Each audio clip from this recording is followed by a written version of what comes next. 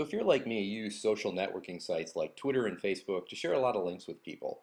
What I want to ask you is, when you're directing people to your own website, whether it's a blog or it's a commercial website, how familiar are you with a concept called heat mapping? Now, this is an image from a Google search engine results page, and it's going to show you literally eyeball tracking of where people's eyes move along a page. It'll show you that they go from the top left-hand side, typically to the right, and then down. So this is referred to as the magic triangle, and it's called that because if you want to rank for a particular term, you definitely want to be in those top three results first and foremost, because that's where people are more likely to click. Now, you may be saying, Joe, that's great, but this is a Google search engine result. What does it have to do with my own website, okay? Your own blog or wherever it is you post to? Here's where it's important. Check out a couple of services that are out there. One is called Crazy Egg, and it's pretty neat because what it'll do is show you the heat mapping on your own website. So we're no longer just talking about Google. It'll tell you if more people are looking at the forums, if they're checking out some of the links that are in either a list format or maybe just in a sidebar.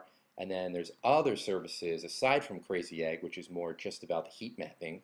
One of them is called ClickTail.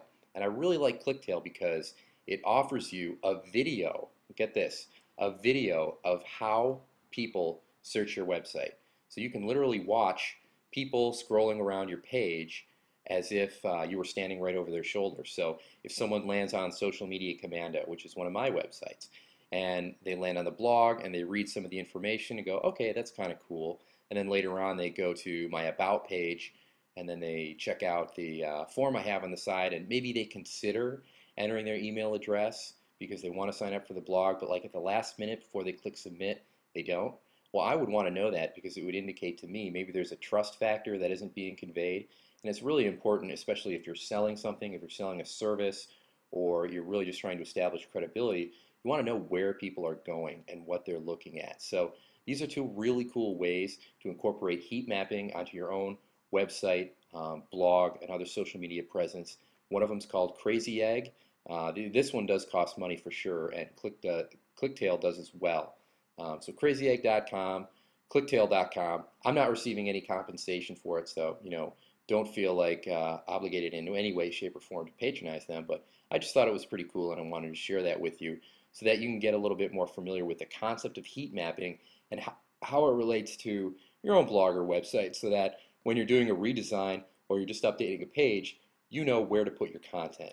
If you should have a welcome message up at the top, if it makes more sense to put your form onto one sidebar versus another. These are all things to consider because at the end of the day, they help establish trust and they help increase sales too.